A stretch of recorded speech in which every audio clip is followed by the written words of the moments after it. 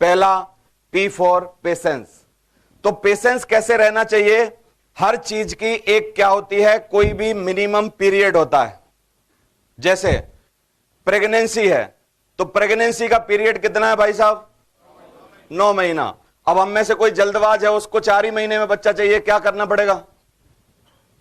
कोई है तरीका है आपके पास? कैसे करें? तो कम से कम मिनिमम कितने रिक्वायर्ड है? 9 महीना। अगर आपको बच्चा चाहिए तो 9 महीना वेट करना ही पड़ेगा। समझ आ रहा है? तो इतना पेशेंस तो हमें होना चाहिए। दूसरा, पेशेंस की कलाकारी क्या है कि जो भी व्यक्ति धैर्य के साथ हमेशा इसमें प्रयास करते रहते हैं, धीरे धीरे उनकी जिंदगी बनना चालू हो जाती है। लेकिन ये बिजनेस कोई ऐसे नहीं है कि आप हथेली पे सरसों जमा लोगे। मैंने 12 सालों में ये सब आपके सामने क्रिएट किया जो मैंने बताया। क्या आप यही काम जो मैंने 12 साल में किया है, क्या कुछ भी करके 12 महीने में कर सकते हो? पॉसिबल है? क्यों? क्योंकि उतना नेटवर्क बनने के लिए, उतनी चीजें होने के लिए मिनिमम समय रिक्वायर्ड है। मैंने 12 में किया, ऐसा है आप 8 में कर सकते हो, कम किया जा सकता है, लेकिन 12 साल को 12 महीनों में कन्वर्ट नहीं किया जा सकता। पॉसिबल है क्या? बोलो आप। नहीं है। इसलिए हमको पेशेंस के साथ काम करना होगा। दूसरा, हमारे पेशेंस की परीक्षा कब होती है? जब हम इस बिजनेस में लॉ ऑफ एवरेज से रूबरू होते हैं। लॉ ऑफ एवरेज क्या होता है इस बिजनेस में? आप अगर इस बिजनेस में किसी को लाना चाहते हो तो एक रेशो है, हम लोग 10 लोगों से बातें करेंगे, 7 हमको उसमें से तवज्जो देंगे। कितने? 4 उनमें से क्या होगा, हमारी बात सुन के कुछ करने के लिए आएंगे, और उन 4 में से छान बटोर के कोई 1 या 2 ज्वाइन होगा। समझ आ रहा है? 10, 7, 4, 1। अब जैसे जैसे आप काम करना चालू करोगे, जैसे जैसे आपकी शार्पनेस बढ़ेगी, तो ये रेशो थोड़ा सा आपके लिए अच्छा हो जाएगा। यानी 10 की जगह 7 जो है वहां पर 9 हो सकता है ना?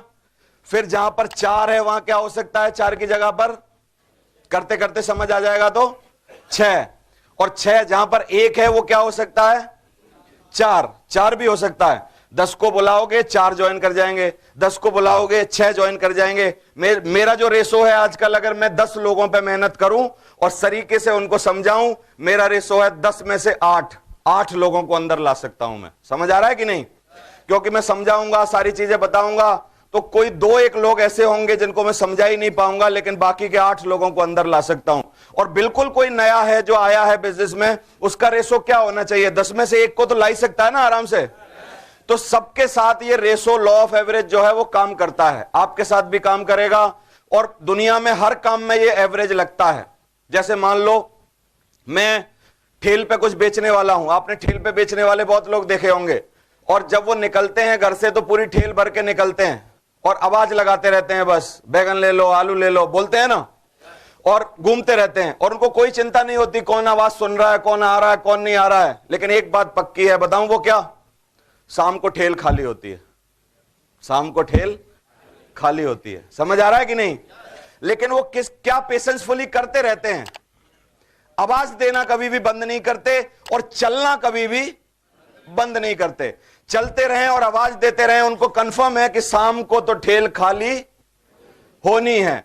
अब उनके पास भी ऑब्जेक्शन रिजेक्शन होता है। जब उनके पास लोग आते हैं तो कई लोग उनको बोलते हैं सब्जी बासी है, फरानी है, महंगी है, ऐसा है, यों है, त्यों है, वो रोज सुनते हैं, लेकिन उनको एक ही बात पता है, शाम को ठेल खाली होगी।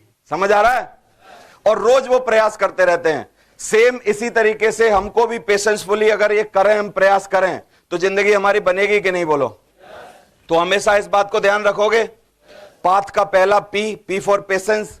और पेशेंस क्यों जरूरी है? एक रूल लागू होता है इसमें, SW5 रूल। क्या रूल है ये? इसमें हर लाइन में एक S होगा और एक W होगा। देखो, some will come, some will not come. तीसरा क्या है? So what, some one is waiting, आपका कोई ना कोई इंतजार कर रहा है, और सो स्टार्ट वर्किंग। समझ आ रहा है? हमेशा कुछ लोग आएंगे, कुछ लोग नहीं आएंगे, तो क्या? कुछ लोग आएंगे, कुछ लोग नहीं आएंगे, तो क्या? तो कोई तो आपका इंतजार कर रहा है, इसलिए हमको क्या करते रहना चाहिए? काम करते रहना चाहिए। तो कितने लोग ऐसे हैं जिनको समझ आ गया और पेशेंसफुली करते रहेंगे, लगातार करेंगे? हमेशा फसल अगर हमको उगानी है तब भी पेशेंस रखना पड़ता है। आज बीज बो के आए, कल फिर पानी लगाना पड़ेगा, फिर उसकी फसल बड़ी होगी, फिर देखने जाना पड़ेगा, फिर खाद डालनी पड़ेगी, फिर यह करना पड़ेगा, और कोई 9-10 महीनों बाद हमारे पास फसल आएगी। ऐसा होता है कि नहीं?